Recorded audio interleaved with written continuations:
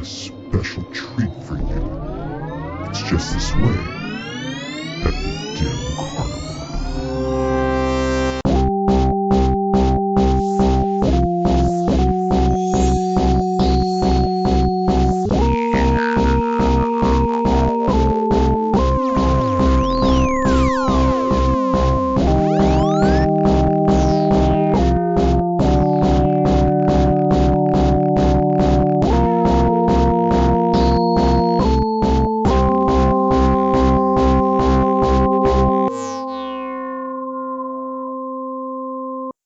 Hey everybody, welcome back to the Dim Carnival. I'm Bill. I'm Steve. And I'm Ryan. And we're very excited. Well, maybe we are. I don't know. I haven't gauged the excitement level of my co-host, but I'm pretty excited to talk about ICP's feature film debut, written by Violent J, released in 1999 or whatever. We're talking about Big Money Hustlas. Big Money Hustlas.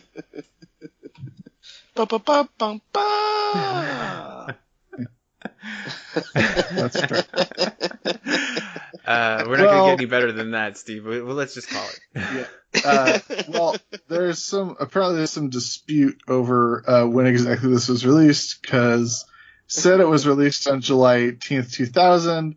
It is also listed as a 2001 American comedy film on Wikipedia, and is also listed as a direct-to-video release in 2000 on IMDb. But nevertheless, it is directed by John Cafiero, who is a former punk singer who directed several videos for Misfits, and it was written by Violent J, and there's a lot of improvisation by actors Harlan Williams and Johnny Brennan. And it stars Harlan Williams, it stars the Insane Clown Posse, it stars Twisted, it stars Misery, it stars Jump Steady, it stars Rudy Ray Moore, Fred Berry, Mick Foley. It's basically an all-star cast, guys. Alex Abbas is in it, Mikey Clark is in it. Both Jerky Boys, who hate each other. Right, both Jerky. Oh man, I was really confused who that old dude was. Yeah, right? Who's the old, fake old white guy? The old white guy is Kamal from Jerky Boys. Right. I figured that out when I read the security credits. guard later. Yeah, he also appears in the movie not in a old man suit as a security guy who gets killed or knocked out by, just knocked out by Sugar Bear, played by Shaggy 2 Dope.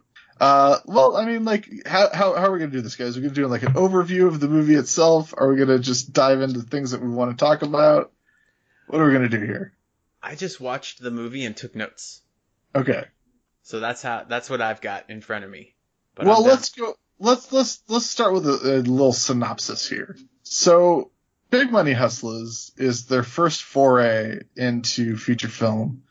The movie is a send-up / homage / love letter to crime movie / gangster movie / exploitation / blaxploitation films. Would you guys say that is accurate to say? Yeah. Very accurate. Which of those would you say it's most a tribute to? Because I would say it's probably most a tribute to blaxploitation cinema, especially considering how big a role Dolomite plays in the film. Well, I mean, I was going to say they essentially say this, but this is actually explicitly said, is that they're ripping off Dolomite. Like, his whole character, Sugar Bear, is based on Dolomite.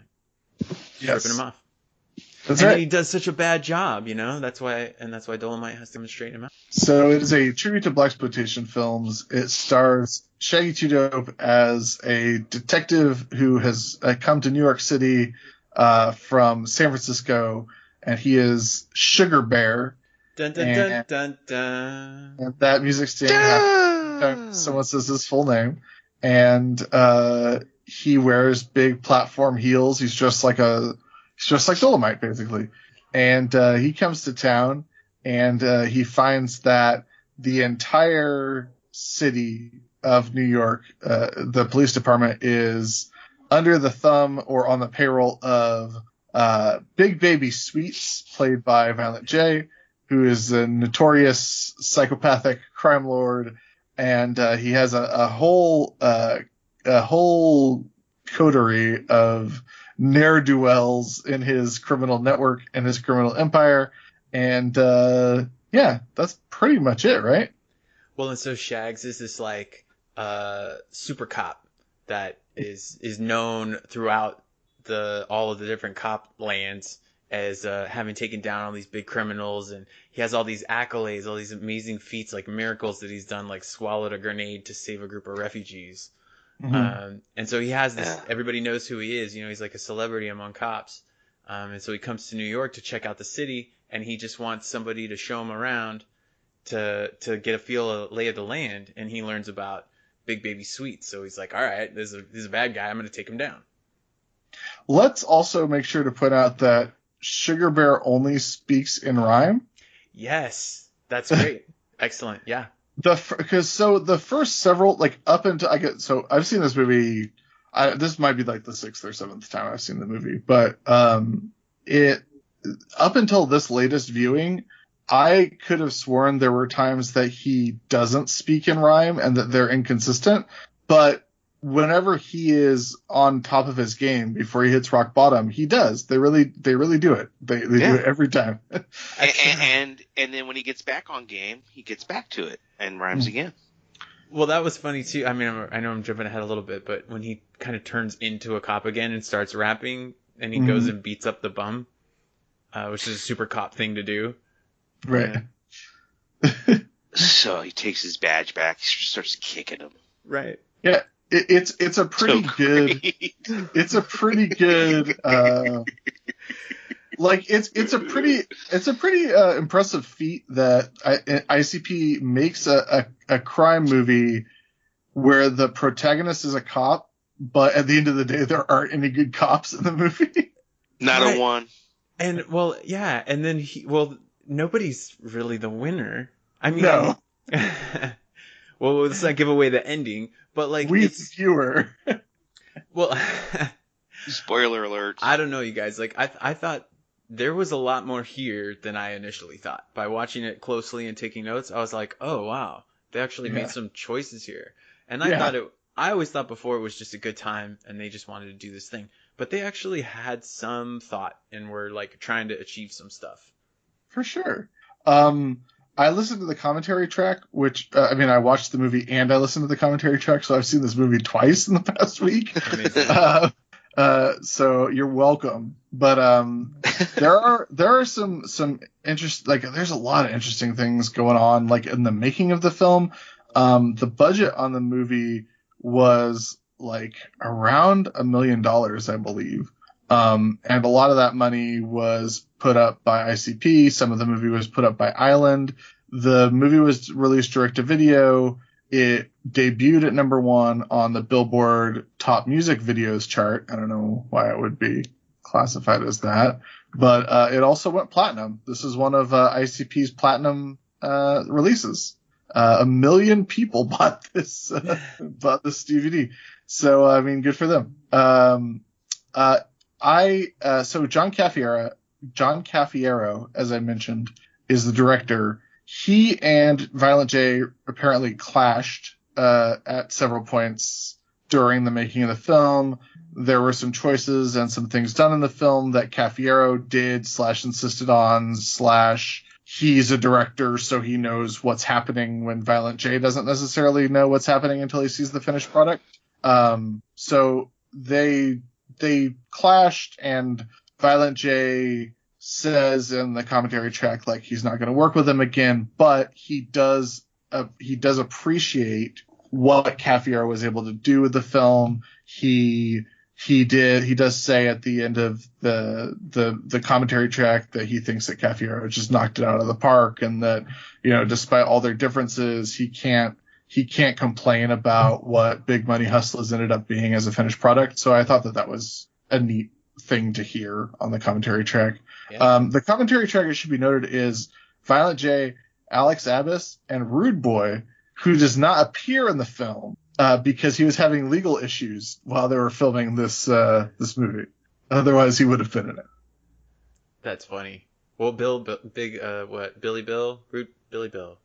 Billy Bill did not appear in the movie. Billy Bill. And it makes it clear that he did not appear in the movie as he appears in the end credits. The end credits were definitely the best part of the movie. I laughed a lot during the credits. Yeah, the credits are good. Well, let me say this, guys. I'm going to say the best part of the movie is the acting performance turned in by Jamie Madrox and the Monoxide Child.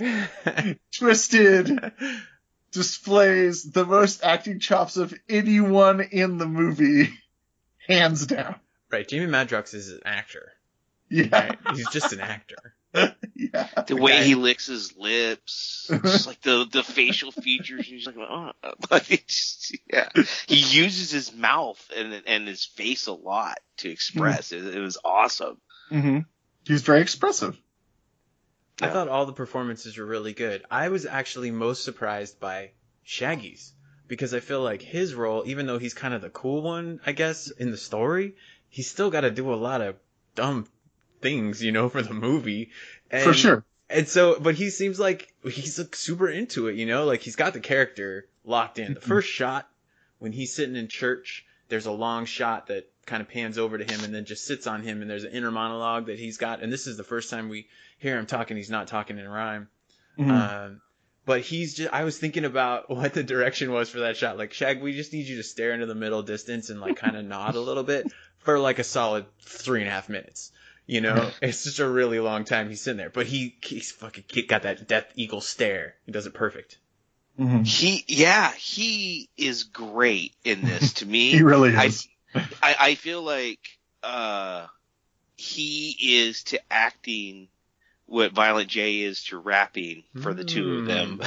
Oh, interesting. Absolutely. Yeah, I like that. I think that Shaggy 2 Dope's performance in this movie is as good as his verses on Dumpin' Are Bad.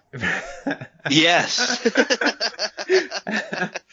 That's also fair. Put all of his effort into this movie, so he had nothing left for Dumpin'. Born to play this character, man. He's really, really good at it. Yeah. But Violent J's great too, man. Really good performances. No, you think not just bad? Everything he does in it, almost everything he does in it, I'm just like, ugh. Here's what I think. I think that us all having seen this movie years and years ago, I think that Violent J's performance in this movie informs to a great extent, possibly to the biggest extent, what we imagine when we imagine Violent J rapping, and like the way he moves his body and the way he moves his mouth and the way he contorts and the things he does in this movie, I think is a lot of what I know it's what I imagine a lot. And I didn't even realize that that's why I imagined it, is because I saw his performance in this movie. Like, I think that retroactively my brain puts his Big Baby Sweets performance into a lot of how I picture Violent J, like laying down tracks. I will say that I really enjoyed from both Shaggy and Violent J getting to hear them make similar sounds to what they make on the record, but hearing them do it live and getting to see their face do it, like you're saying. Seeing Jay move his mouth around in weird ways or whatever while you see the words, they're like, you can almost see him coming out of his mouth. He's having a great time articulating. Steve, let me ask you this. Do you think that you would enjoy Violent J's performance in this movie more if he wasn't giving almost all of his performance directly to the camera? That might be part of it, yes. Because that's the thing that bothers me the most about the direction of this film, is that there are so many scenes where it should be shot reverse shot of a guy, but it's just like a shot of a guy like you would normally see in a movie, and then the person he's talking to is like directly looking into the camera. Yeah. I don't know that it's even just the shots that bother me. It's like the long pauses. And yeah, I feel you on that. Yeah, I get it. Like, and I love that he breaks the fourth wall and says stuff. Like, I think that's great, but I don't know, like, I can't explain what it is that he's doing that I don't like, other than it reminds me of, like, trying to watch people who thought they were good actors in church plays. I think that's like the only way I can express it. And I know he's not going out there acting like he's a great actor or anything like that. And that's part of the joke. I love that he stops at one point and fucking reads his lines. That really helped me with the super long scenes sometimes with him. And I mean, to be honest, at some points the scenes are so long it becomes comical, like it's a Family Guy skit where it's Peter on the ground holding his knee, going you know, and so yeah, I don't know. I don't know why I'm being so hard on Violent J. When he was Gorilla Boy. Ooh, yeah, Ape Boy, he's great. Ape Boy, I mean that was brilliant. And there are scenes that I mean, one of my favorite scenes, and I won't go in depth necessarily, but just one of my favorite scenes to throw out there is his and Shag's the interview or the interrogations. The only scene that ICP's together in the movie, which comes halfway through the movie. It was so great, and those are some scenes where or that was as you get some of the hearing them make noises and sounds that they do in music, and the way Shags like yells in it and stuff. Yes. And the look on his face as he's doing it. Oh my God, he's giving it his all. Yeah. I think. Go ahead. No. I was just gonna say. I guess part of like what, like even though Shag's lines were, most of them were really ridiculous because they rhymed. Like that almost made it more enduring. Like Violent J just kept saying, "I want my money, motherfucker," and like just how many times you can say "motherfucker" in a different way. And I don't know. I just felt like his rhymes are so much better than his dialogue in this. And I think that's what kind of bothers me about it. Yeah. Well, I think that there. Sorry, Bill. I think that Shaggy had a script and Jay had a framework. Like, you know, get through the scene. Well, also, like it's just a byproduct of this type of film is that the hero of the movie has an arc and a very defined arc, and the villain of the movie just has to remain a villain. Like that's just a pitfall of this sort of exploitation film where you are trying to give equal time to the villain and the hero, but there's no arc for the villain. They just have a bunch of scenes where they're being a villain. Smart. I gotta say, I think Violent J's best acting performance in the film is when he's laying in bed with Jimmy Madrox. He says, "Give me a chip." Yeah. And then the chip falls out of his mouth, and he goes, like smacks his lips, and he goes, "Give me another chip." Give me another chip. And what the fuck was stuck on his finger that he's trying to flick? Who knows? It's like Cheap Whiz or something. He's trying to flick off. But Violent J has 3 hair colors in this movie also. Hell yeah, he does. Now this is the era. This is when they're like at their height. When he was doing all of his different hair colors all at different times. Mm-hmm. You guys brought up his performance as Ape Boy. He's wearing a gorilla costume, which means he doesn't give a fuck. That was the first. I remember the first time I saw it. That was the first big laugh that the movie got out of me. Absolutely. I also I'll get to that in a second. But the fun fact about Ape Boy from the commentary track, Violent J had to play Ape Boy, like had to physically play Ape Boy because someone had to take the DDT from Shaggy, but like he was the only other person on the set who was like insured to like, or like it didn't matter if he got injured when he took the DDT. So he had to be in the ape suit, and they had always intended to just replace the dialogue with another actor's dialogue so you wouldn't know it was Violent J in the gorilla costume. And I think one of the people that they were thinking about overdubbing was Jamie Madrox doing a different voice. But when it came time to do post-production, they found out it was going to cost $35,000 to do ADR for Ape Boy. So they decided to not do that. Jesus, yeah. Wow. Damn. I think it's been more hilarious the fact that he's Ape Boy. Yeah. Yes, I agree. Also, I believe they said it was $15,000 for the ninja seeking bullet effects in the movie. Damn. Wow. Yeah, That was like straight out of Goosebumps. yeah, no, movies are really expensive to make, even when it doesn't look good. I thought it looked great. I thought the special I did effects were too. amazing. Especially the sound effects. All of the Yes. like sound effect stuff was great. Speaking of the sting, the Sugar Bear sting, we had talked about this during the Shaggy show when we talked about it on Amazing Jekyll Brothers. That sting is actually performed by the Gangster Fun Band, and they are all credited in the end credits as the discrete like horn players and drummer and guitarist. Like, there is a Gangster Fun Band, and they're all credited in the end credits. That's awesome. That is awesome.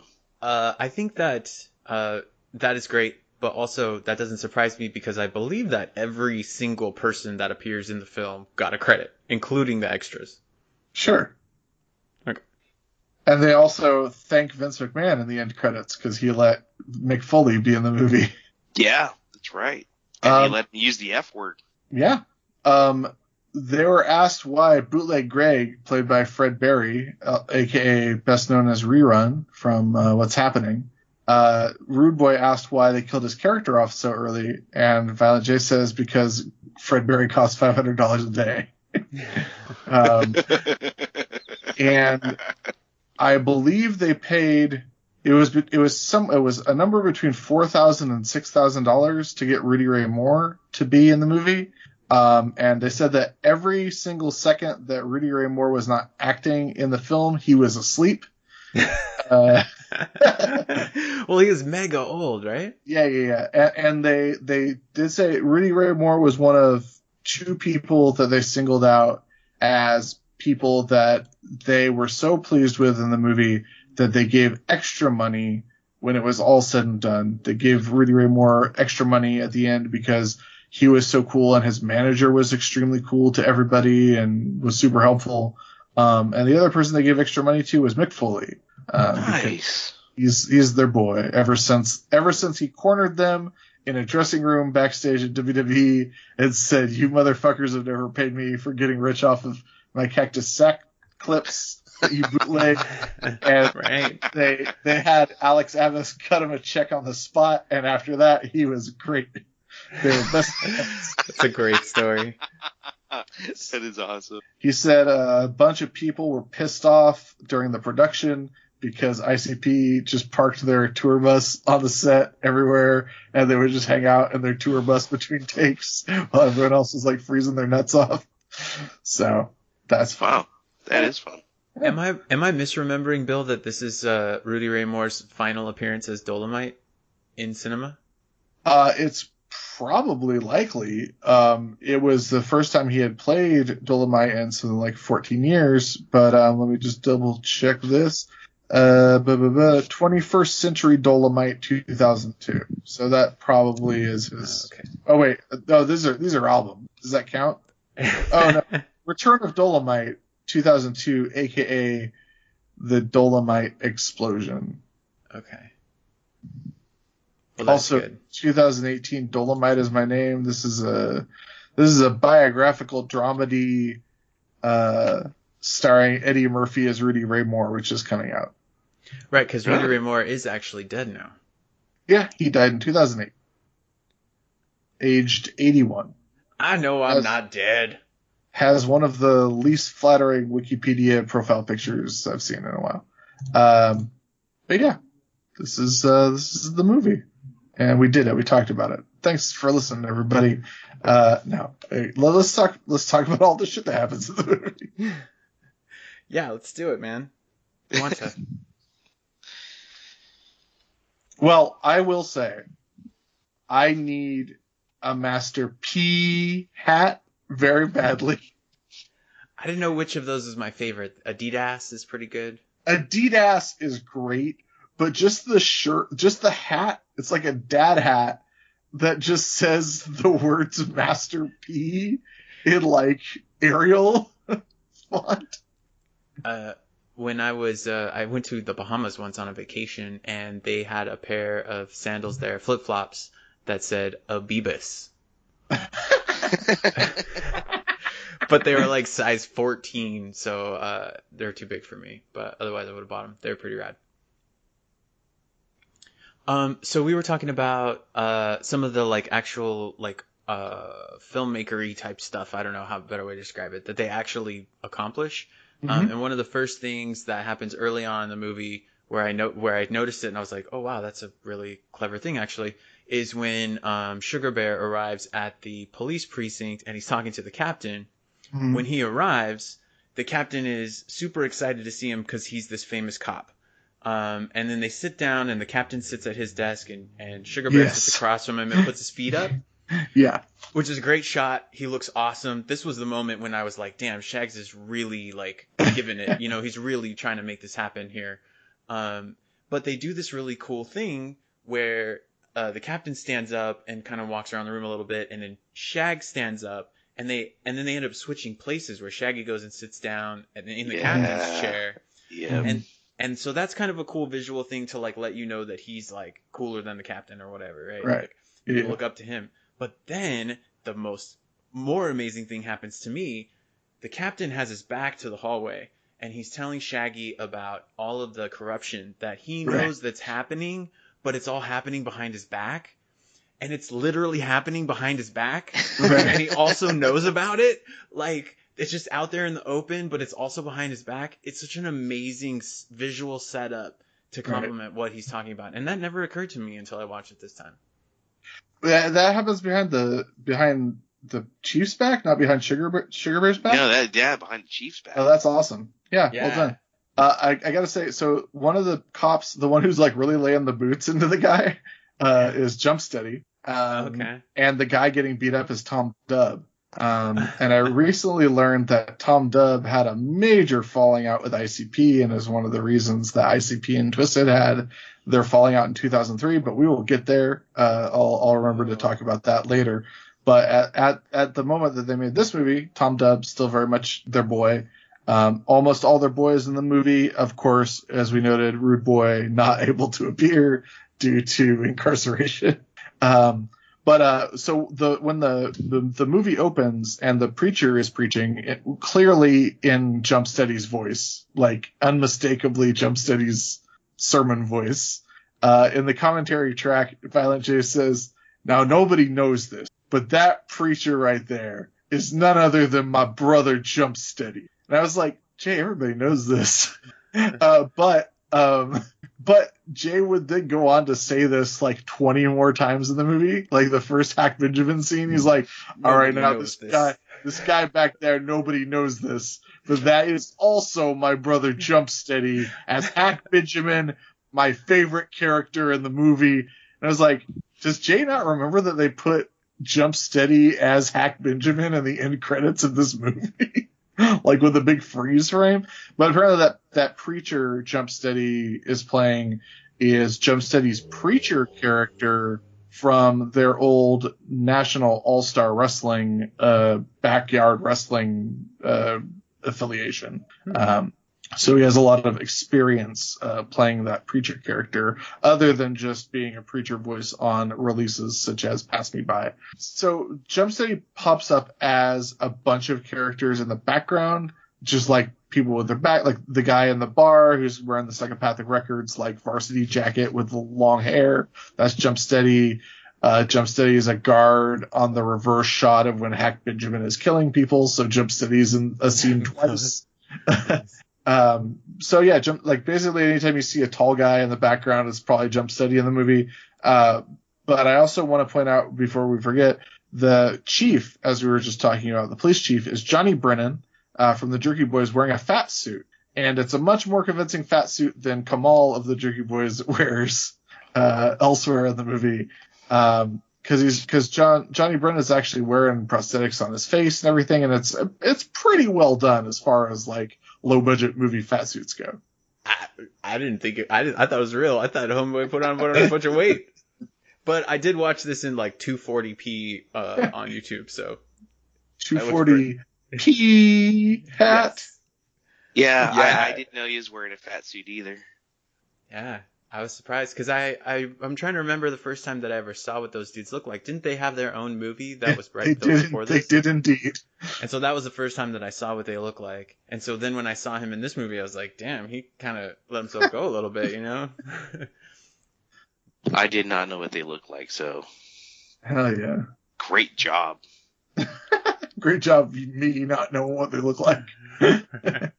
No, great job that I didn't recognize that it was a fat suit. Nice. Yeah. I mean, it is pretty low definition, even on DVD. Like, it's one of those DVDs that's so old, by which I mean 18 years old, is one of those DVDs that's so old that, like, when you put it in a laptop and full screen it, it's still, like, super, like, in a giant box with bars on all sides. Because your computer's like, I don't know how to read this bullshit. You must have meant to watch it way smaller. Yeah, I ended up watching it on my iPad. Yeah. I was like, oh, I'm going to put it up on YouTube on my PlayStation and watch it like that on my big TV. And then I, like, instantly put it back on my iPad. I was like... What I just shared with both of you is a classic Conan O'Brien skit from the NBC days where he watches a channel that NBC gets called the Abraham Lincoln Money Shot Channel. And the reason I'm sharing this with you is because this is the only thing I could think of during Shaggy Two Dope's extended segment. because although the acting in the Abraham Lincoln Money Shot clip is of higher quality than Shaggy's acting, it is very similar in terms of the general thrusting of it all. Guys, we have to talk about Shaggy's sex scene in this movie and his awesome fake chest hair and belly hair. Well, yeah, we didn't even talk about the B subplot or whatever. Sure, let's go ahead. So, in the midst of their checking out the seedy underworld and figuring out what are the evil goings on in the town. Oh, so Harry Cox arrives. Harry Cox is the one good cop in town. Mm-hmm. It's played by Harlan Williams, and he's going to show Shaggy around. So he takes him to places or whatever. I don't know. But they end up at a strip club, and so there's a bunch of strippers out, and then a featured dancer comes out.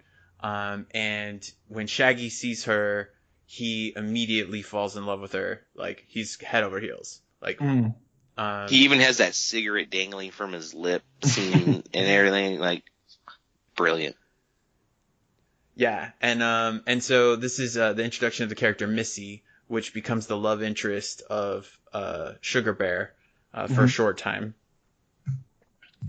And so she finishes her dance and she comes up to the bar, and one of the first notes that I wrote is that the kind of reveal shot of her at the bar is one of the most incredible shots in the movie. Her bright pink, I assume wig, like her hair. Is so bright, and her makeup is done like perfect. And she's got this like red, I don't know if it's like a boa, I don't remember exactly in my mind, this like red flowy kind of thing around her neck or whatever, coverall that she's wearing. And so it's just her bright white face and her bright white teeth and her crazy red smile, and it's just, I just think it's an incredible shot. Anyways, so Missy, becomes introduced, and Sugar Bear immediately starts throwing lines at her, to get her in the sack. And he orders her a slice. Right. And so then, okay, so this is really weird because pretty much up to this point, I remember the film scene by scene, scene for scene. But after this point, I didn't remember anything that happened. Really? Not a thing? I remembered that they shot at wild animals or whatever, because I remember that they had to recut that scene because of Columbine. Right, because they were originally shooting at the school bus or school children or something. That was like a playground of school kids running away or whatever. And then I remember that he wrestled Cactus Jack, and Cactus Sack, and but I didn't remember why or like what scenario that could possibly happen. And I did not remember the end of the film at all. I didn't remember any of this feeding thing. So like there's this I don't know if maybe you want to talk about it, Bill. He takes Missy back to her place. Unclear of whether it seems like a house. It doesn't seem like an apartment. And her room is very decked out in, pastels and some cutesy furniture. And she has a cake stand next to her bedside.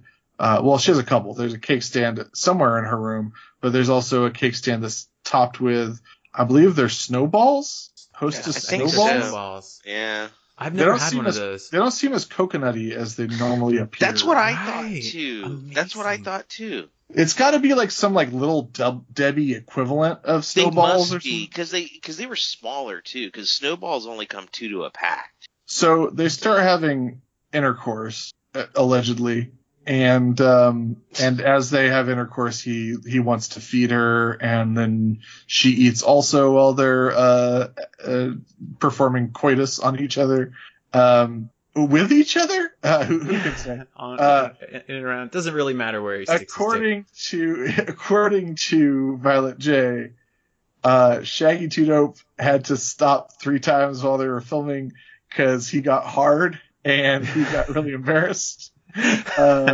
Which is really weird considering that like there's no reason for them to be touching in any way because none of these shots show them touching each other. It just shows it's a shot down at Shaggy Two Dope making sex face, right, and then a shot up at her making sex face and eating, and then it cuts to her laying on the bed looking up at the camera, and then a shot looking up at Shaggy from her perspective with his fake chest and stomach hair, and then doing some really unconvincing thrusts and kissy faces. So like there's at no point does it show them like grinding on each other. So he was either getting hard dry humping or they were dry humping for absolutely no reason because there's none of those shots made it into the movie. Yeah, I feel like they didn't really shoot a lot of coverage for these scenes, and so they basically probably just did the scene 4 times or whatever the exact same way all the way through. It must have been a nightmare to edit. And then after they make passionate love, Shaggy gets a call on his radio from Harry Cox that the city's fallen into chaos and he needs to go. And Shaggy gets up out of bed, and then it cuts to like the shittiest like Roy body nude dude from the back. That was the first big belly laugh for me this go around. Oh my god, amazing shot. But isn't that just a complete ripoff of Police Squad though? Not Police Squad, but Naked Gun. Naked Gun. Yeah. Well, but I think Naked Gun also ripped that joke off from Kentucky Fried Movie, so... it's okay. A thing. Well, la-di-da. No, I'm just saying, like, it's not an original joke either way. I'm sure it's not, okay. But it's funny. It's great. Yeah. But guys, we skipped a lot of stuff. Yeah, no, I know. Well, I don't think we're really going in order at this point. Well, kiss my ass. I want to say something really quick about Harlan Williams. Harlan Williams... He needs a chin. Yes, he's got everything but a chin, as Violent J says many times in the commentary track. I'm very torn on Harlan Williams in this film because sometimes his ad-libs are incredible and other times his ad-libs are terrible. I think all of his donut improvisation is the fucking worst. And I don't know if it's funny because it's intentionally the worst, but like the fact that he does like the same placement of a donut and the same voice for like 3 different donuts. I'm an ow.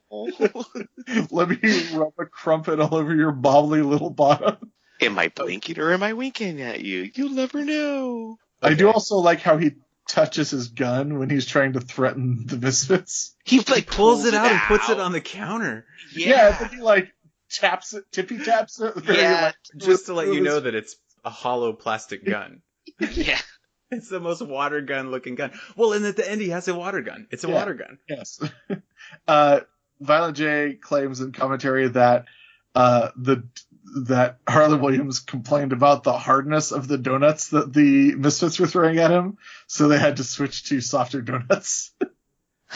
When you said donuts, ad-libbing, I thought you meant when the beginning of that scene when he's naming the donuts, which I thought was really funny.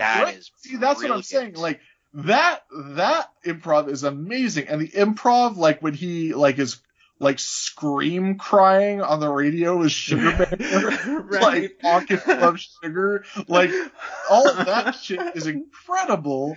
But then there's parts where he's just so bad. All his insults to the chief. Yes. Are amazing. His Yeah. entrance is amazing. That is one of the greatest slapstick things they have in that whole movie. When he comes walking in and the chief like fucking knocks him Slaps him. down. He takes And then, such a like, bump kicks on him that. out. Yeah. And he did take a bump on that. And then he's like, "Get out and come back in like a gentleman." And he does. Shaggy's got a And they hat all on the whole act time. like it didn't happen. I also like that the hardest that anyone laughs in the bloopers is when he calls the chief Thunderfingers. Which is pretty fucking amazing. Violet J is upset because that scene where they're in the hall where there's a lot of bloopers of him insulting the chief. Violet J was bummed out because those two guys fucking around on that scene in the hallway, which doesn't have anything to do with anything, they like cost everybody an entire day of shooting because like they just kept cracking up and like fucking around. And like ICP is not even in that scene. That is a great scene. All right, Ryan, go. Sorry, Yeah, sorry. What were you gonna say?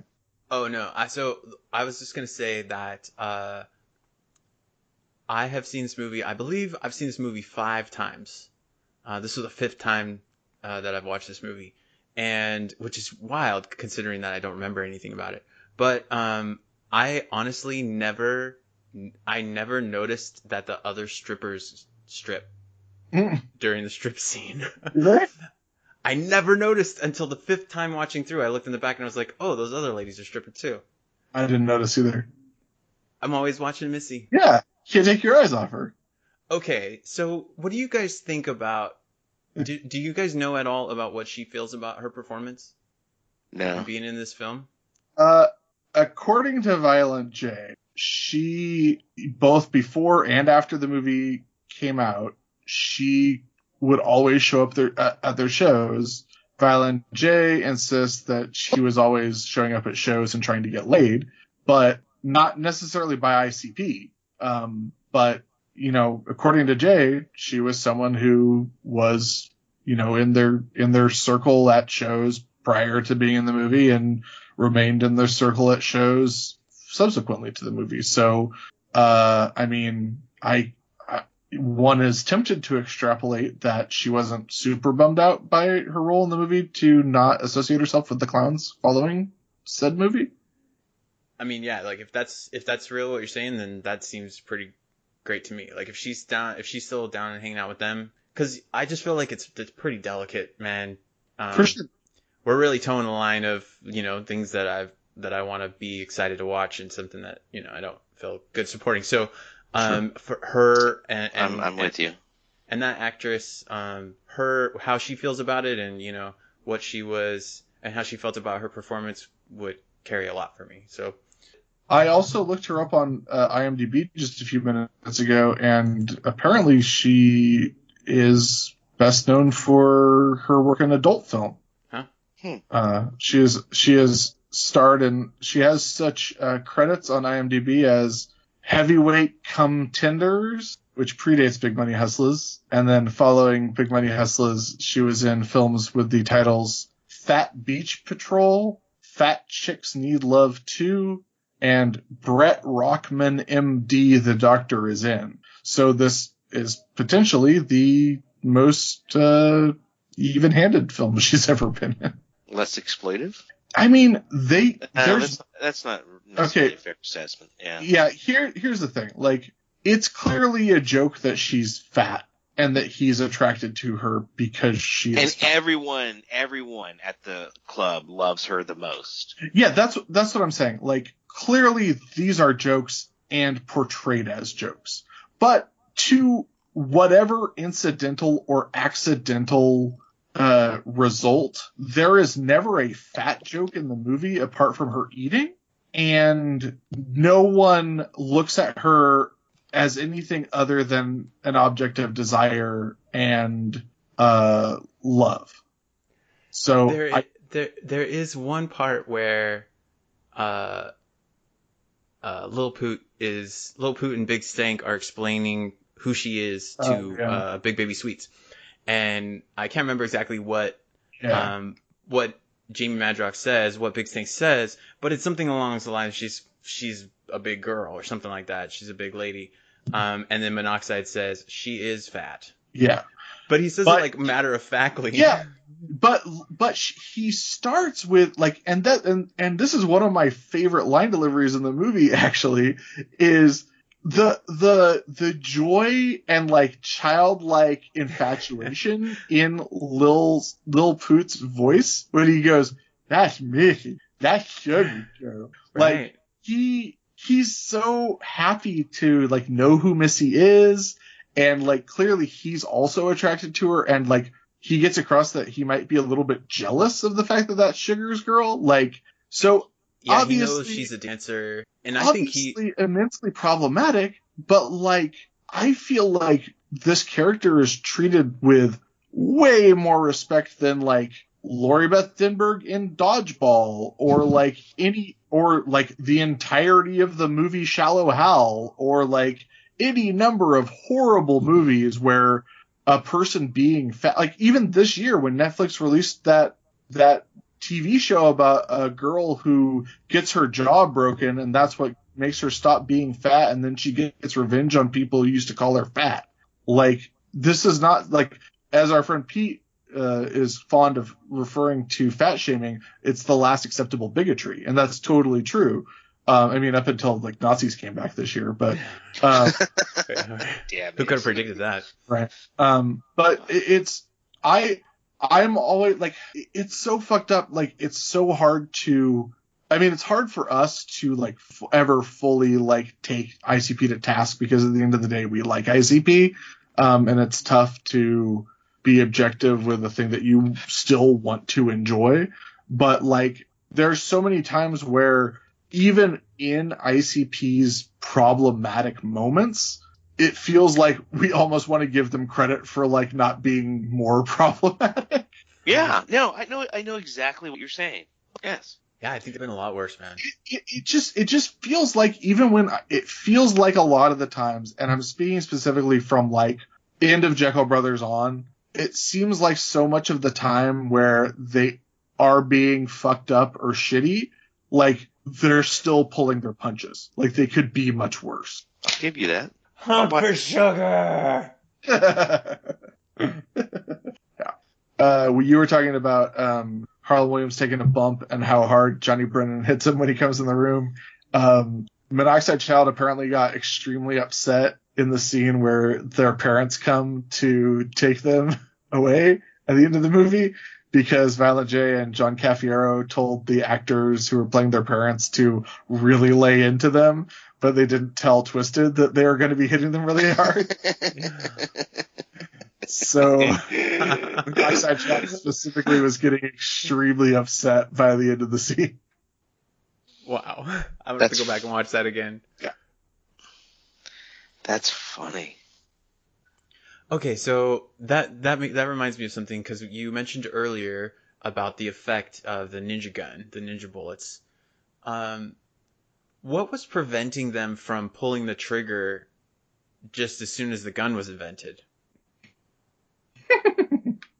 You know, or do they have to go outside and shoot it up into the air? Well, they weren't in this realm necessarily when the gun was invented. That's true. Well, they knew, okay, but at that moment, hey, here's the gun that I had. I already killed the ninjas. Sorry, Shags, you're too late. It needs to be 500 feet within. It's like a restraining order. Yeah, he said something like when the ninjas are in range, or like when you enter the premises or whatever. Yeah. Okay. Yeah. I don't know. I felt like he was like, just when you get inside, pull the trigger, and it'll find him Well, and kill him. clearly you have to like stay there and hold and aim the gun and hold the trigger down until the bullet hits its target. So like, who's got time to just fucking, if they're 300 miles away, just be like, fuck. He It's really, like really held the button down until the ninja died? I don't remember that. yeah, and the blade in the front is spinning around like a Yeah. fan. Yeah. Yeah. It's like in Metal Gear Solid, when you shoot the rocket launcher, No. and then you have to remote control it, turns first person. Nice. I got that reference. Nice. So let's talk about Dr. Dinglenut, who gives them theirs. Well, I think it's honorable mention. The ninja that was pooping, who couldn't get his turd out, got his turd out after his brains got blown out. Yeah, he smiles after Yeah. he gets shot in the head. Yeah. But Dr. Dinglenut gives them gives Sugar his weapons. He's his little cue, but he has been around in many, many different disguises. Like the donut shop guy. My favorite role of his is the bartender, because of how he walks over to Shaggy when Shaggy motions for a bartender. He just like turns around, he's like, whoa, whoa. And then when he holds up the slice of pizza and like presents it like he's a French chef, and he waves yes, like the smell. And it's clearly a cold piece of pizza. Yeah, for sure. But that is their friend Stefan Kudek, who JCW fans might recognize as a manager / commentator / ring announcer in GCW, who goes by the name Sirius Darius Bagfeld. Nice. Sirius Darius, that sounds familiar. They got the best names. They do. They have the best names. I think Hack Benjamin is a fucking dope name. It is. Yeah. Even when they're like, oh, let's make this one badass. They're like, it is. I do also like the shout out of Jamie Madrox having a big head and wearing a green hat in the movie. I didn't notice that. I didn't notice it either. Green hat under a blue hoodie. Their costumes are really good in this film. Yeah. I actually, when he comes out in the red sweatshirt and the bright green Zubas, or I don't even know, they're just like pajama pants. That's a good look, man. I would rock that red. That's a bright red pullover hooded sweatshirt. Like, that's a good. Should we be Big Baby Sweet's Lil Putin Big Stank for Halloween? Yes. All right. I do want to say I want to mention maybe the most famous or known to us part of the commentary track when Big Baby Sweets first appears and he has a stack of gold bricks on his Yeah. and Violet J on the commentary track says, "Look at those fucking gold bricks, man. That shit don't even look real." And then he makes fun of the shitty like jewelry he's wearing, and just it's nice that he can laugh at his own film. Speaking of which, laugh at your own film. Probably my least favorite part of the movie is when he says, "Now there's an Oscar waiting to happen." Yeah. Yeah, that's terrible. Yeah. There's no Yeah. reason for that. You invited her onto the film, man. Yeah. And I felt like that was one of those, even though he was joking and everything, I felt like that was one of those like church scenes I would have seen, like some of that. Yeah, it just, and then because I saw that, my brain automatically like reinterpret everything I'd already seen as being that, and everything he does after it being that, even though everything he does after it is not that, and there are things he does, but like that really like was like the icing on the cake of like, man, like I wanted him to be better than this. And although in that scene there is one thing he does that's really funny when he has his cane with the rabbit head with the ears back, and he's like, "Whose money, big baby?" Yes. And he's like, "My money, motherfucker." Like that was funny. Yes. I agree. He did that joke like 10,000 times in that one 20-minute scene. Mm-hmm. So Fat Titty Kitty played by Kayla Cleavage, gets shot in her first scene, I believe, or possibly her second. I think, second scene. So what cracks me up about the movie as a movie is like how Big Baby Sweets is constantly undermining his own cause, because like if he hadn't shot Bootleg Greg in his first scene, he would have had an extra soldier in the battle. And if he hadn't shot Fat Titty Kitty in her second scene, he probably would have tracked down or known about Missy earlier. like there's like he kills everyone who could give him information. Yeah. Although I don't want to talk about it yet because we're not there, but just there's like a huge gaping hole in the story unless he's just trying to trick his soldiers, which then wouldn't make sense in the second scene where they're all together. He shoots Fat Titty Kitty. What hole are you talking about? Well, I don't want to say what the ending of the movie is, okay. But I mean, so I'll go back to it, I guess. So Misery as Green Willie is a pretty much a non-factor in the film. But I do want to point out there's a scene where I think, is it during, it's during the sex scene. Is it during the sex scene where there's a crime spree? Yes. Okay. He's busy fucking Missy for 24 hours. And they collapse the building with a bazooka and shoot at wildlife. Yeah, Big Baby Sweets and his gang go on a terror spree because Sugar Bear is otherwise occupied. Yeah. So Misery steals a cheap necklace from a lady. Green Willie steals a cheap necklace from a lady. And I didn't catch the whole story, and I didn't really want to back it up, but Violent J said that the woman that he steals a necklace from is a woman that Misery had met at a show somewhere, and he ended up falling in love with her and quitting rap for her. Wow. So yeah, some history inside this movie as well. Well, I thought Misery was married to Jumpsteady's sister or whatever. Wait. He was. Or something like that. Married to Ms. Jumpsteady's wife's sister or something? Right. Something like that. But yes, yeah. Yeah. Hey. Yeah. If we go back, can we go back to Fat? Oh no, sorry. Misery's sister married Jumpsteady. There you go. There it is. All right, go ahead. Then he's free to pursue any groupie that he wants. Go ahead, Steve. Sorry.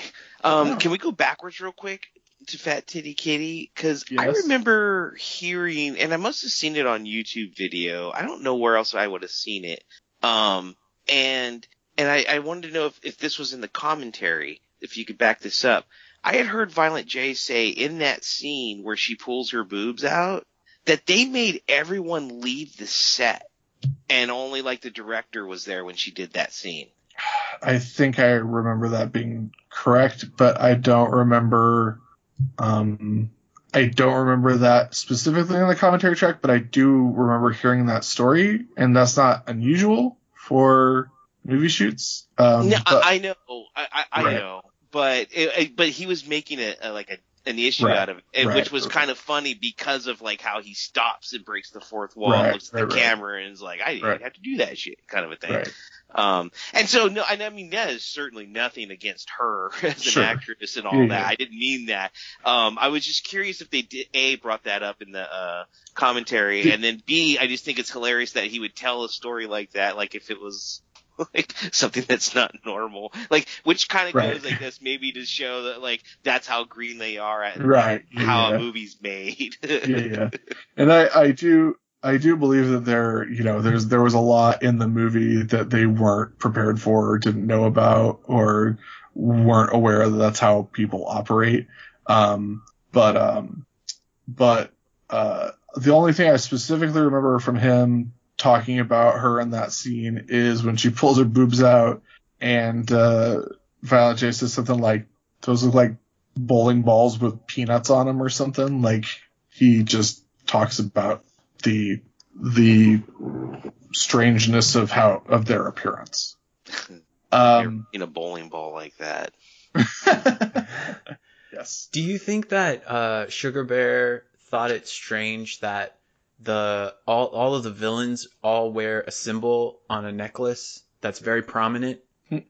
And that is also the logo of their favorite donut shop. Well, which I mean, I guess makes sense because he owns everything. Yeah. And he owns all the cops. Also, Harlan Williams says like he takes him to the donut shop and he's like, "This is where it all happens." Wait, guys, we're getting to the end of the movie. Shit. Oh my god! Oh, it was in front of us the whole time. Wow. Well, here's the thing. So they catch Big Baby, by which I mean he gets shot by his mother, who owes him money. I think Shaggy Two Dopes, I think Violent J's Quit Playing is probably his second best acting in the film, behind Give Me a Chip. I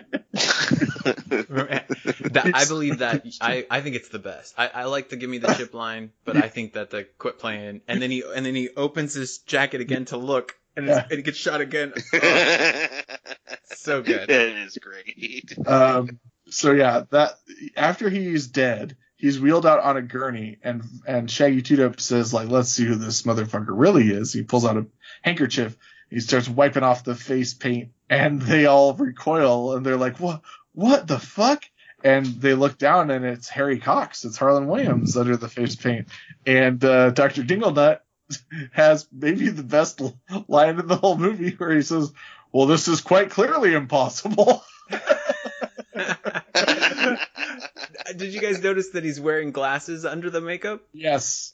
And he just has like but I love that they took the time to put like the merest circle of white clown paint around his non-chin, because they could have just like had a shot of him that they stuck in, but they actually tried to match it. Good attention. But yeah, it was him. Do you guys think that this lines up? Well, that takes me back to the glaring hole in the story that I left out a few minutes ago, where the second meeting, where he kills Kitty Lady, and in that scene, he's like, "Why isn't 8-Boy here?" or whatever, and they start talking about how, and then the Hatchet, I can't think of his name all of a sudden, what's his name, walks up with the video. Benjamin. Hack Benjamin, yeah, and they watch the video. Well, if he was Harlan Williams, he was there. He knew that happened. So that was like why would he pretend in front of his army that he didn't know that Sugar Bear was there doing all that, when he was literally there and jumped behind the counter and was hiding? Well, you don't think a guy who has a vast criminal empire, who has the entire police on his payroll, and his alter ego is supposedly the only clean cop in the city, you don't think that he would want to not reveal that to his cohorts, who are clearly all underhanded? Like, Bootleg Greg's trying to pass counterfeit bills off to him. Yeah, he's smarter than all of us. All right, well, fine. You're right. I'm wrong. It's not a glaring hole. It's a glaring hole in my brain. No, here's the thing. Idiot. No, I didn't even think of it like that. No, that's a good point. For a long, long time, for many years, I was convinced that the glaring... Hey, stop it. Hey, stop it. Leave that in, Ryan. No, it's coming out. For many years, I was convinced that the real glaring pothole in the movie was, or plot hole in the movie was that Sugar Bear, when he hits rock bottom, reveals that he was actually lying about all the exploits that he did, that it was actually the Fugees he saved from a firecracker, which is still impressive. I mean, Yeah. And he then says that the whole drug cartel he took down, the whole San Francisco cartel he took down, was just in a video game, which is pretty fucking funny. Like, that he would be able to pass off to everyone from San Francisco to New York that he was some hero because he beat a video game. Like, that there's no paper trail or anything. But then, like, when I was thinking about it, I was like, man, this doesn't fucking add up. And then I realized, as I was watching this movie on the exercise bike, I was like, Bill, are you trying to fucking fact check Big Money Hustlas? The first movie by the insane clown posse? And Yeah, guys, man. that's when my life really began. Right. Born again. Mm-hmm. When I looked down, that's when the insane clown posse was carrying me. Well, guys, There's only... I don't know. When there was only what... one puddle of Faygo. I don't know what. Well, I don't know if you guys really want to get to the very, very end of the film. The very, very end of the film. Sure. So. Yeah. So we go. So it's revealed that he wipes off the makeup, and it's Harlan Williams, it's Harry Cox, and we're now. And this is whose funeral Now we're we're back at. at the beginning of the film. We're back to the beginning of the film, and Sugar Bear's revealing that the friend that he had developed, because we left out a lot, you guys. Did we? Yes, the magic ninjas get summoned, Okay. and they get summoned. So Big Baby Sweet sends them to kill Missy to fuck with Sugar Bear. Yeah. And they do a real hack job, by the way. Okay. Yes, let's talk about this, because them killing her and blood spraying against the wall and slices of pizza flying in the wall in chunks is incredible. It's a really bloody mess, man. And also Shaggy coming home with the tacos and slow motion and then taking a big bite.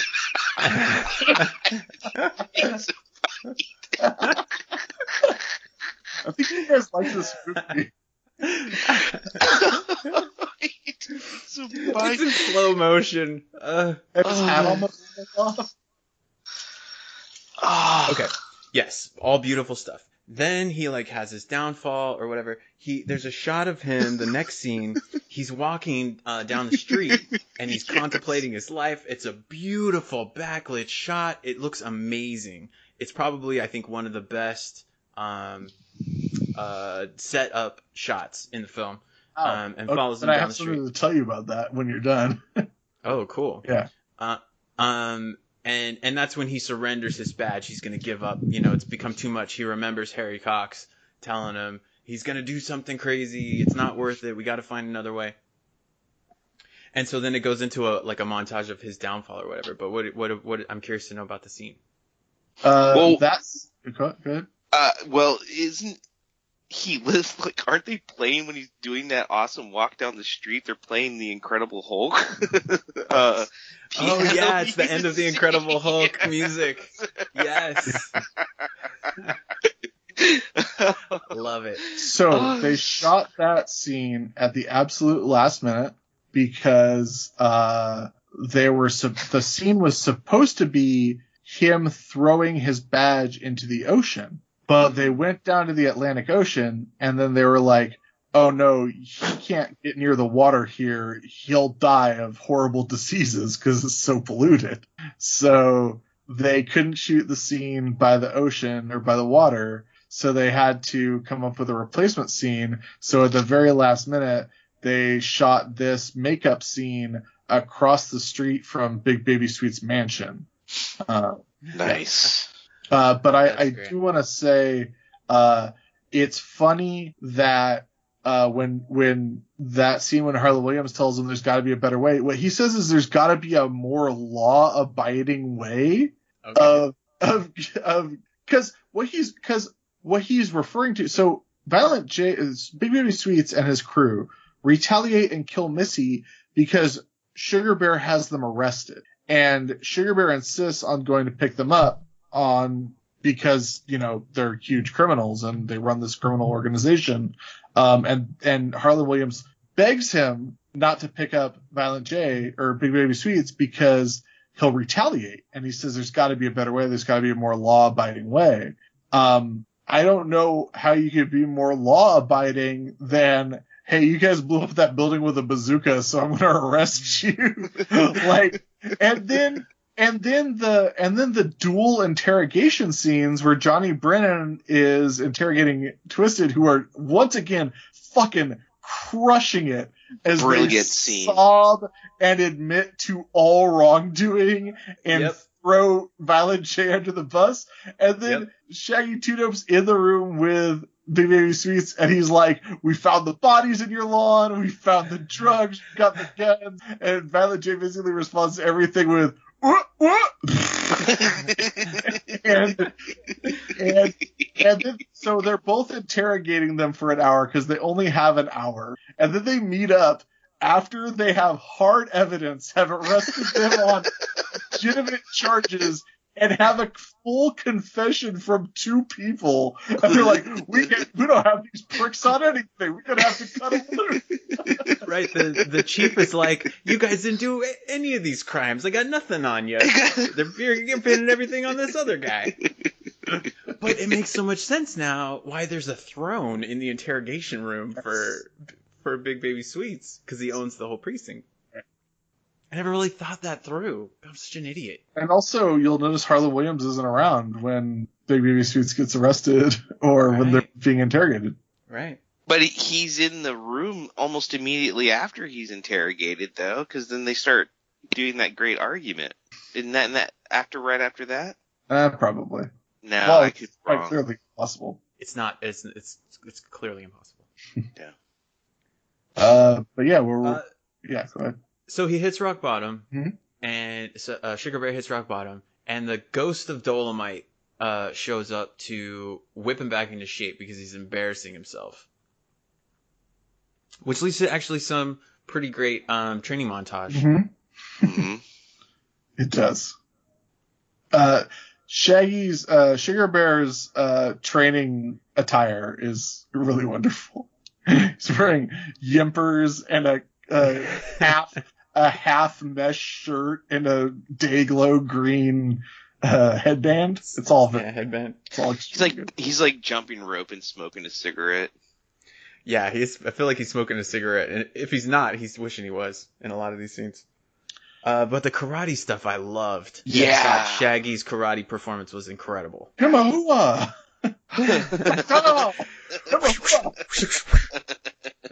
All the Yeah, and Shaggy actually does like a super great job of like doing karate. Yeah. Dude, he does a for real jump kick. And then why do they cut? They're supposed to be an overshot. There's he kind of backs away and and it's mostly on Dolomite, who's moving around. But Shaggy's over off on the side going, throwing all kinds of punches and shit. I want to see that too. Very good.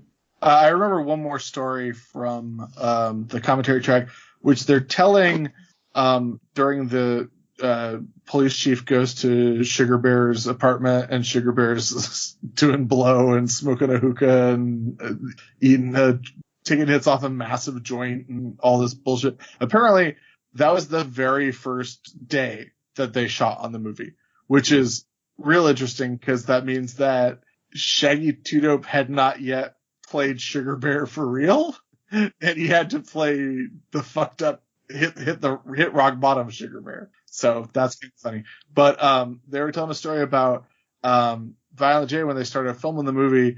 He flew out a woman that he was seeing at the time from Denver, and she would hang out on set, and when they weren't shooting, Violent J and her would form coitus, and they would be in flagrante delicto, perhaps. And he said one day he was feeling bad that she was just hanging around the set all day, so they sent, I don't remember who it was. I don't know if it was Tom Dubb, but it was someone that they sent out to drive her to go do some shopping and just spend the day, have a good time. And the guy took her out, and she didn't know that he was one of Shaggy and Jay's boys.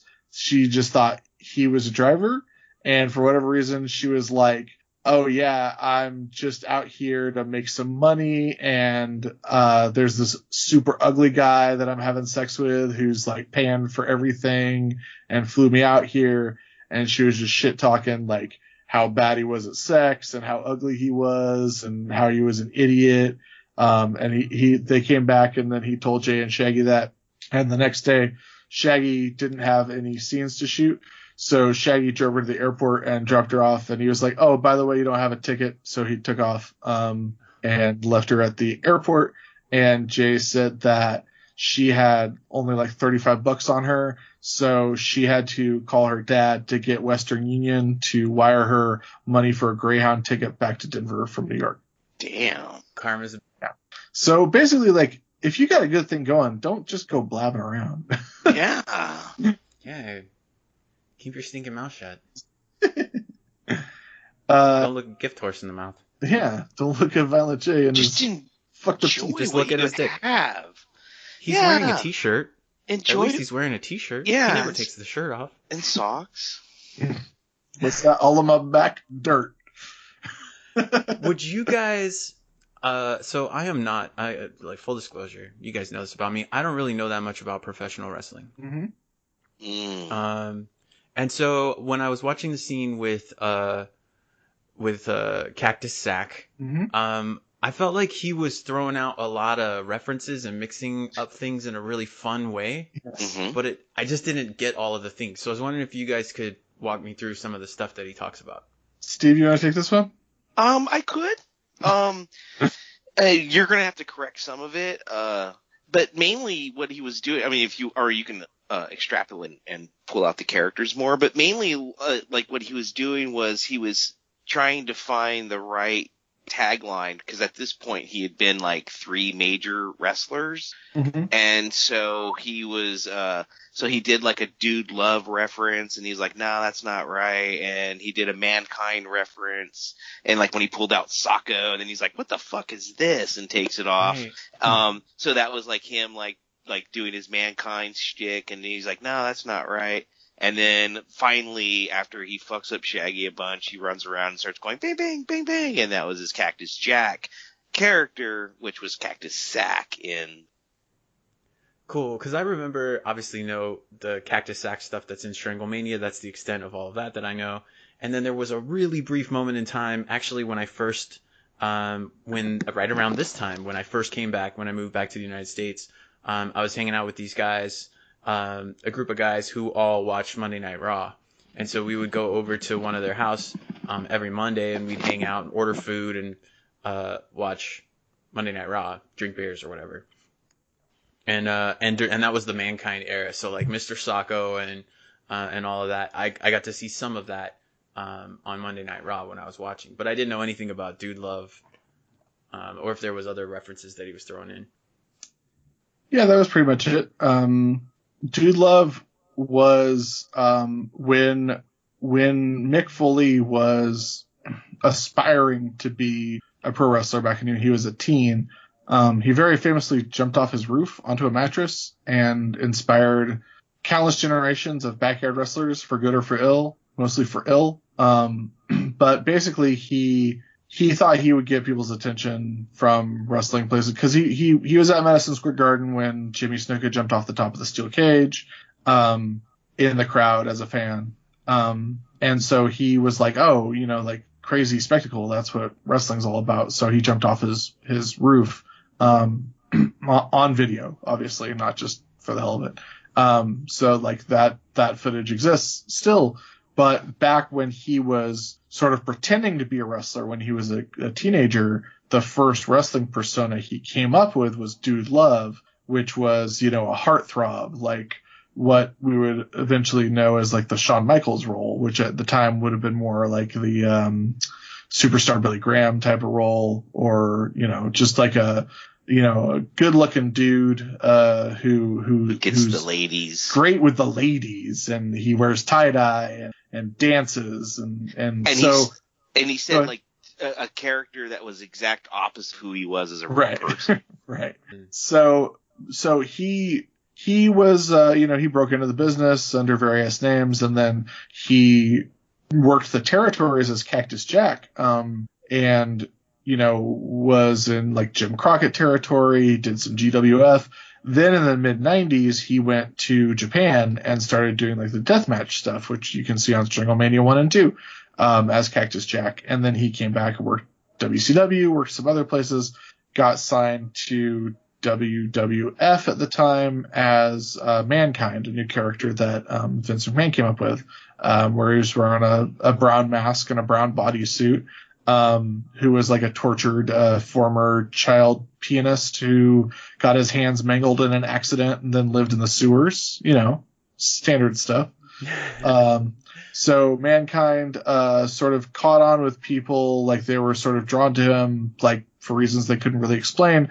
And then he very, very famously did a 3-part sit-down interview on 3 consecutive Monday Night Raws with Jim Ross, where they went through his entire history. And this was completely unprecedented at the time.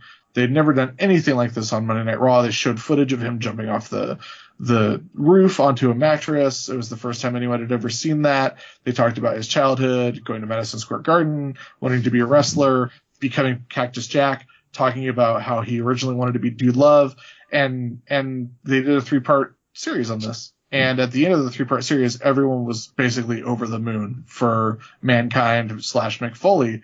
And so that is the point at which the Mr. McMahon character started to try and butter up Mick Foley to be his like sort of corporate lackey. And Mick Foley in turn wanted to impress Mr. McMahon, so he started wearing a suit and tie over his Mankind outfit, and would suck up to Vince at every opportunity.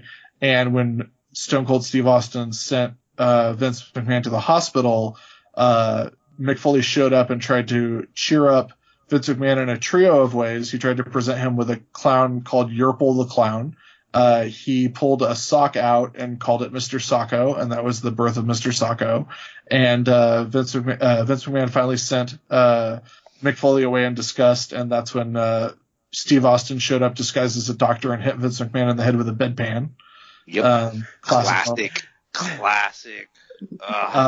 But shortly thereafter, brilliant TV. Yes, shortly thereafter, as a means of ingratiating himself to Mick Foley in turn, and wanting to make good by Mick Foley so that Mick Foley would do what Vince McMahon said, Vince McMahon sort of gifted Mick Foley with the ability to be Dude Love for real. So he gave Dude Love some Dude Love entrance music, some Dude Love attire, some dudettes to dance to the ring with, one of which was played by Mick Foley's real life wife. And so Dude Love became an in-canon character. But basically they put out a documentary on VHS called The 3 Faces of Foley, which had like the 3-part Jim Ross interview. It had some other documentary footage, and then it had a bunch of like Mick Foley's like biggest matches in WWF. So The 3 Faces of Foley was like a really big part of who Mick Foley was when he broke in and like became like a #1 New York Times bestseller. And there was a Royal Rumble where he entered the Royal Rumble 3 times as 3 different personas. That's right. And it was the best. Yes. So yeah, that's just like the whole Cactus Sack role in the movie is just poking fun at the fact that he's so tied to these 3 different characters that even he gets them mixed up, and they're adding a different level to it that he's supposed to be Cactus Sack and not even Cactus Jack. It's so great. That was perfect. So that was perfect, you guys. That was exactly what I wanted. I just talked for so long. I'm sorry. No, that was so great. Beautiful. I told you I could tell you the basic story, and Bill would extrapolate it out and tell you and you made it brilliant. That's awesome. I honestly really hate that I can't not mansplain wrestling shit. I love wrestling so much I can listen to you talk about it all day. So I even knew the story and I was with glee. That's tell it, Bill. Tell it. So Ryan, you wanted to talk about the actual end of the movie? Yeah. Okay. So wait. Hang on. Okay. Is the best gag in the movie Shaggy Two-Dope's face paint being all cartoonishly on the mat? Oh, that was so great. How did you guys feel about Shaggy's actual wrestling in this? That was WCW. It was great. It was almost as believable as when he got thrown off the Partridge Family bus by Mike Awesome and broke his face. Yeah, and that's why Shaggy Two-Dope wasn't on the commentary track, because he was getting facial surgery. Oh, Jesus Christ. That's not funny. It's Damn it. pretty. You gotta love these guys. Yeah. They're so great. All right, let's talk about the movie, guys. I'm Wait, sorry. wait, okay, I just okay, gotta but chuckle this out. I'm sorry. I'm fine No, with this being a super long episode, by the way. Yeah, it's already super long. Okay, so a couple things real quick. During the fight with Cactus Sack, Sugar Bear gets thrown out of the ring onto a pile of rubble and gets an amazing steak through his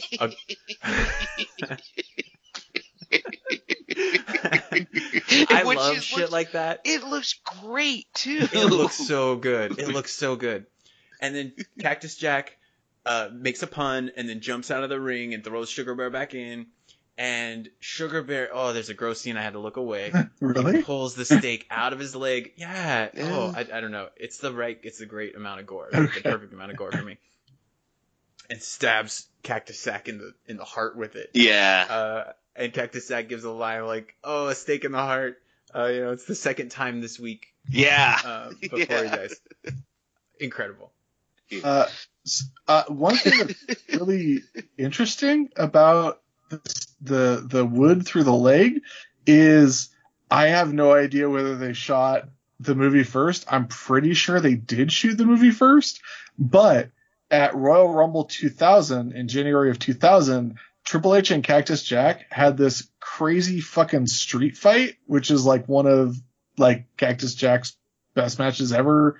I think it's still one of Triple H's best matches ever, but Triple H gets backdropped onto a pallet, a wooden pallet, and a big fucking chunk of wood goes into Triple H's leg, and he gets a huge fucking puncture wound in his leg for the rest of the match. So I don't know. Like, it's possible that they, like, just, that was a play on that, but, like, if they shot that. Punctured him in his leg for real? Yes. Yes. He wasn't supposed to wind up with a jagged piece of pallet in his calf. I think it's like the splinteriness of the steak that makes it so cringy for me. And so, the thought of a pallet piece of wood going in your leg, oh. Yeah. And they're so dirty. If they shot this before they had that match, that's fucking crazy. Mm-hmm. That is. All right. Okay, so we're at the funeral for Harry Cox, and it's Jump Steady as the preacher that's up there giving it, and Shags is watching. Sorry, Sugar Bear's watching. And then he starts to his vision starts to blur or whatever, and the next thing he knows, it's Little Poot and Big Stink that are up there who are giving this eulogy. Yes. And then they move. I really love Big Poot's, Big Stank's fake sermon fake where mustache. He's like, well, yeah. So I think that's an amazing touch that it's a shittier makeup than the actual shitty preacher makeup. Like, right, even worse. I think that's great. And I also think that it's bad that Big Stank isn't good at delivering the fake sermon. He's like, like it says in Isaiah and shit. That is good. Go on. And so then they move down to the coffin and they open it and reveal that Big Baby Sweets is inside and he's alive and he comes out with guns and starts shooting everybody in the crowd, everybody in the audience. Well, he comes out with guns and the reveal is that he yells, "The wicked clowns will never die." Right. Because that's so he's alive. Yeah. And he's shooting at everybody and everybody starts screaming and then Sugar Bear pulls out his gun and starts shooting and then the credits start rolling. Yes. But so what my question is this heaven? No. Because Willie Green is there, Hack Benjamin is there,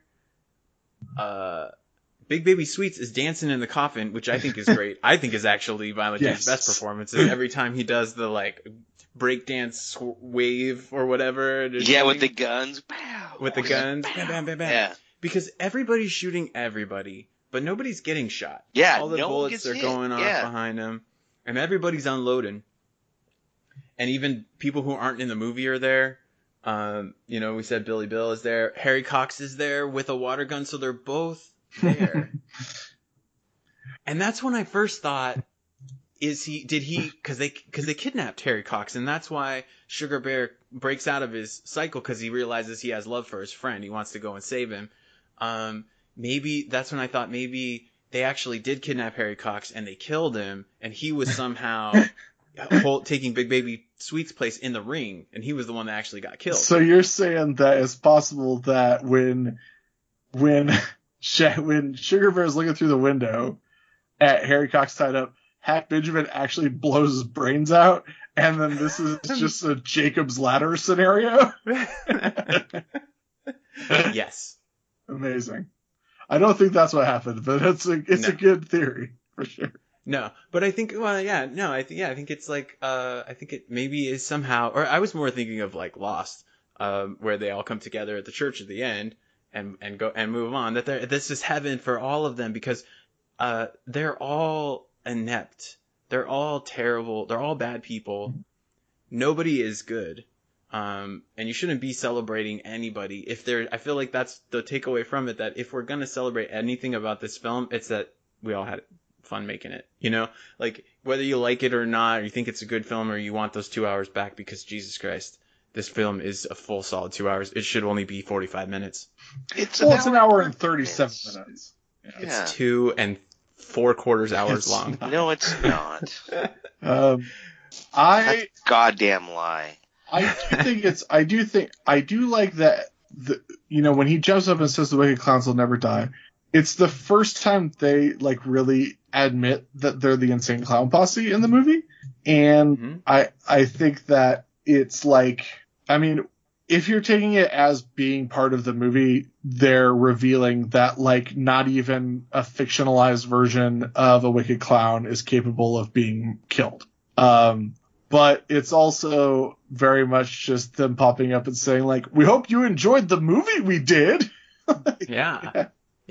I do want to say I'm very disappointed to find out that the soundtrack to this movie does not have the instrumental versions, because we basically exclusively hear instrumental versions in the movie, and they're very good. Like, no, didn't you guys catch in the one scene where Shaggy's driving and he's not looking, Super and Bowl? it's funny? Yeah, where they're playing the backgrounds. You can hear him like fade in and say the end of a line, and it goes back out. And that's then cool. it does that a bunch in that one little scene. It's the only song they do that with, because it's all just the music down, subject maniacs, back down to nothing, and then you hear like these random whoop whoop, where like it's supposed to be in the song if you're hearing the song as it's going, but they do that a few times where it's that's like Mikey Clark, dude. Yeah, that's the score. Yeah, it's like he's scoring it. It's hilarious because it's just like they like took out 2 vocal tracks and left the third one that's just like a line here or there, and they're like, yeah, fuck it, we can't take that out. Well, it's like there's very good instrument, like there's an instrumental of Bitches, which we said we really wanted, and there's an instrumental of Cotton Candy, and there's an instrumental of Fuck the World, which has got some real good music in it. And it's just like, I think there's also an instrumental of I Want My Shit in there at one point. So it's just like, I really want those instrumental tracks, guys. That's all.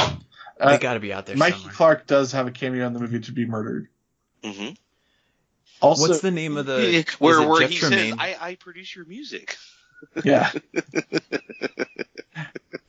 Mikey Clark.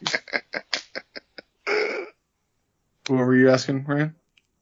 Does Mikey Clark look exactly like Jeff Tremaine? Yes, he does. In this film, like, he steps out from behind the wall or whatever, and I was like, oh, it's Jeff Tremaine. Mm-hmm. I don't know who that is. He's one of the co-creators of Jackass, the director of all the Jackass stuff. Oh, okay. Exactly. One thing, so the credits, I don't really think that we're in heaven or whatever. It's just a clever way to get all the characters back in a scene, like in a shot, to give them credit at the end of the film. Yeah. But there is I think that I don't know. There are a lot of probably Easter eggs, I think, in the credits. Mm-hmm. Or just interesting, fun things to pull out, because they really do, I feel like, honestly try to give credit to every single person that they can think of. And one of the more compelling credits that I was able to find is a credit for a standby old lady, which I interpret to be a standby for the woman. Well, just like in case the old lady who plays Big Baby Sweet's mom were to expire before they could finish the film or whatever, they have a standby little old lady that they just, they asked to be in the movie, and it ended up not needing her, but we're still going to give her a credit. Mm-hmm. Yeah. I just thought that was sweet. Very good.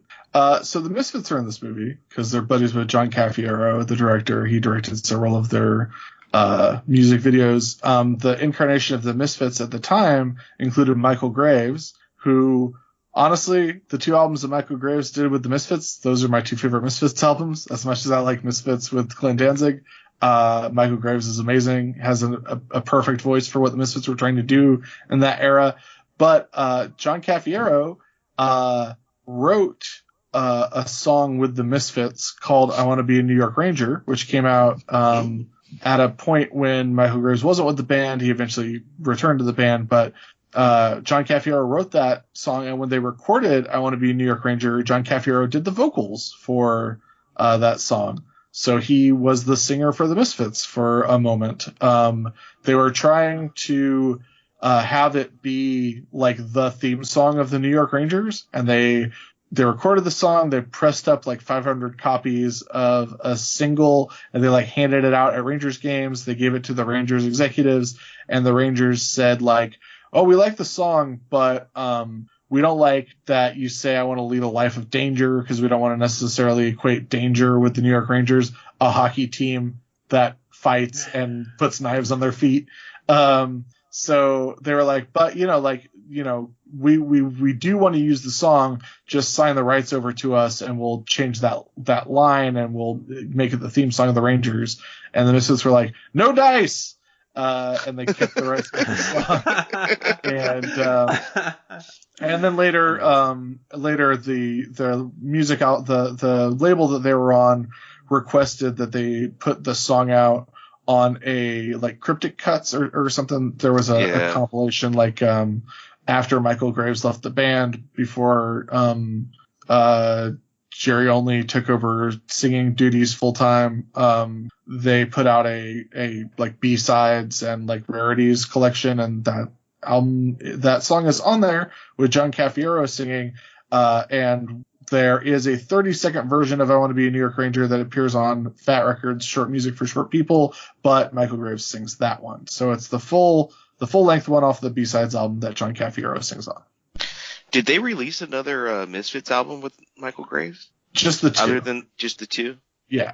So the Cafiero singing New York Ranger, that happened between American Psycho and Famous Monsters. So... Oh, okay. American Psycho, right? Yeah. Okay.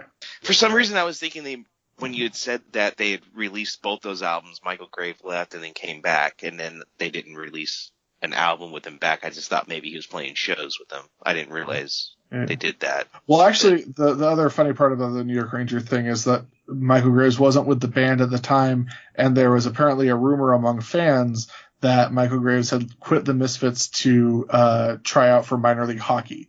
Oh. He's a big hockey fan, but apparently that wasn't true. Well, I didn't hear this iteration. I didn't hear anything other than the Glenn Danzig Misfits until I was in my, I don't know, mid to late 20s. Yeah, that's fine. Until a long time after I met you. And Ooh, Saturday is that night a threat? Yeah, it is. I'm mad at Bill. Well, Bill's responsible for like 90% of the music that I'm exposed to, so true. It's absolutely true, Bill. And so, Saturday night is like probably, I mean, I love Skulls. There's a lot of classic Misfits songs, obviously, but Saturday Night is probably my favorite Misfits song. Well, there's great song. 52 ways to murder anyone. It's true. 1 and 2 are the same. Yes, that is true also. That's also true. But guys, do you have final thoughts on Big Money Hustlas? At some point we'll get to the prequel, Big Money Rustlers. I do want to point out that It's pretty standard that they started out with an exploitation / crime / cop movie and then moved on to a Western movie, because if you do a strict genre film, it's pretty easy to do. You just plug in the points and there you go. So it's not surprising that these are the first two they do. I hope that they eventually complete the trilogy with Big Money Hustlas, their sci-fi space movie, because I'm very curious about that one. Yeah, I can't wait until we, I hope we're going to do Big Money Hustlers, like you said, and the YouTube channel or YouTube video that I watched, as soon as this film ended, it immediately started up with Big Money Hustlers, and I watched the first maybe 2.5 minutes of Big Money Hustlers, which featured Kevin Gill, who I recognized for the first time, playing poker in the first scene, and he gets shot. It's great. So shout out to Kevin Gill. But the production value of Big Money Hustlers it's exponentially better. It starts off with a huge crane shot. It is much better done. Well, here's what happened in the intervening years between Big Money Hustlers and Big Money Hustlers. Movies got way cheaper to make. This shit was shot on film, guys. Right. Yeah, that's wild to me. That's crazy. Yeah. Yeah, for final thoughts, guys. Here, how about this? Did you like the movie / was there a time you liked this movie more than now? I did. If you don't mind if I go first, Steve, I did enjoy the film. I think there's some slow moments, but I think I never really fully paid attention to it. Every time that it was on, maybe I was always kind of just drifting off with my attention, and actually sitting down and trying to watch it to figure out what was going on and to be able to talk about it made it so much more entertaining for me. And I definitely have not liked the film more than I like it now, at this point. And I'm sure that I will watch it again.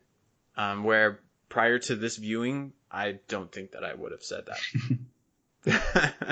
I would have felt that the 4 times that I didn't apparently watch it would have been enough. Well, I think that we're all going to watch it one more time, because at some point the three of us are going to get together and we are going to do a bonus episode commentary track on this movie. Yes. Damn. No. All right, Steve. So I had to have watched it like you guys 5 or 6 times at least back in the day, and I think I was just in such ICP glee that even things I thought sucked about it, still I thought it was great. And so going into it this time, I knew I was going to probably not like it as much, and there was a bunch of stuff I forgot. I completely forgot about the character Missy. I can't believe I forgot about that. Even I also forgot. Even when he first gets to the strip club, it still didn't click in my head. Oh yeah, this really heavy set lady's gonna come out and they're gonna make some fat jokes. It didn't click in my head that way until probably 30 seconds when she was gonna come out, and all of a sudden things started coming back into my head because I remembered the pizza before I remembered her, and because just the way he taps the bar counter, he hits it really hard, and it's just like that gets you a bartender's attention at a club or something. But so then I knew I was going to be way more analytical watching it, and so then it made me appreciate the stuff that I thought was funny. I don't know why, but the Incredible Hulk theme playing was probably the scene I laughed the most at, and I don't know why. It's funny. A, because they got away with probably not paying for the credit for that in their movie, or I assume. So that made me love it. But I was surprised on how much the fucking name calling and the donut, the name of the donut. It's he's like, oh, it's the asshole, coconut asshole. What does he say? Fallopian fruit Twizzlers. Yeah. I mean, that shit was brilliant. Ape Boy, that whole scene's brilliant to me. I thought the Misfits part, you know how much I love the Misfits. I mean, I got it tattooed on my body. I love that band. And I hated what they were doing, but I loved watching Shaggy just like drink that stupid whiskey. Like there's like stupid things like that was super funny to me that wasn't funny to me in the past. And so ultimately the movie was better than what I thought it was going to be. Did I like it as much as I did when I was like had a hard on for ICP everything? No, not necessarily, but it's a way better movie than I thought it was. Like if we hadn't done this and you just asked me like, oh, remember Big Money Hustlers? I'd be like, ugh. Yeah. You know what I mean? Like, yeah, I remember that. Ugh. You know? Yeah, I definitely didn't expect to enjoy it as much as I did. Yeah. I think that's the right answer. It is super, super slow in parts, but I imagine that this movie is a hell of a delight to watch with other people. Yeah, that too.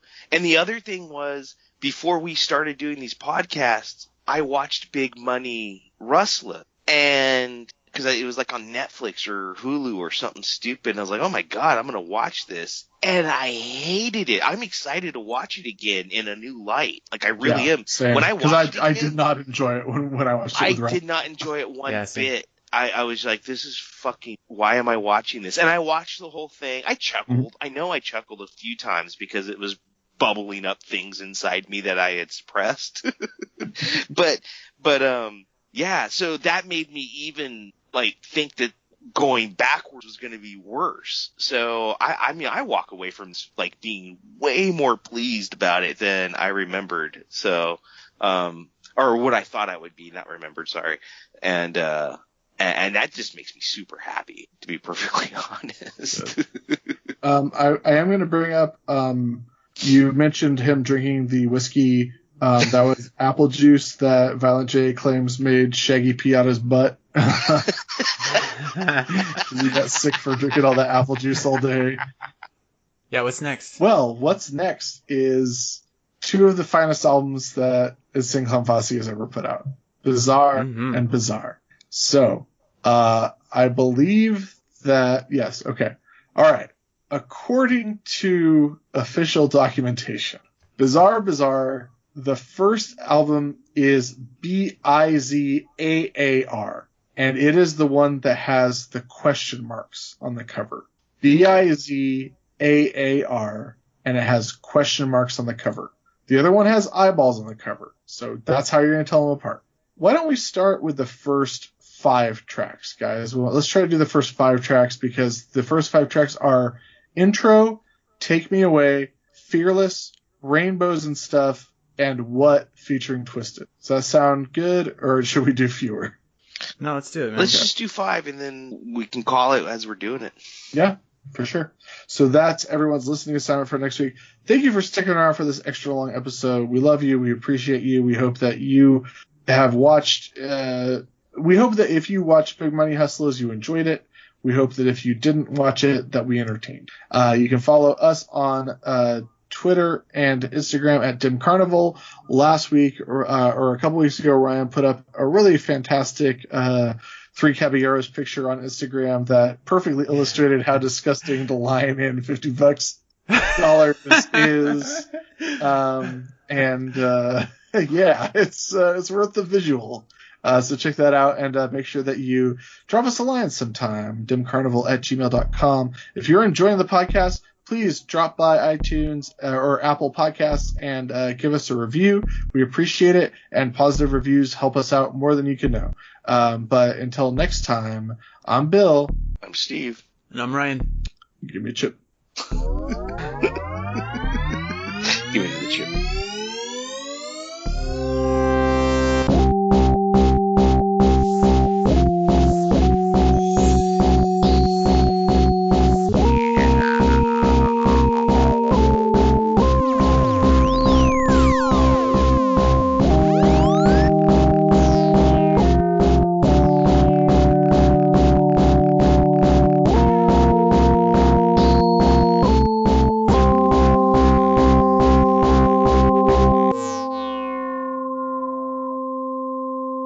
and it is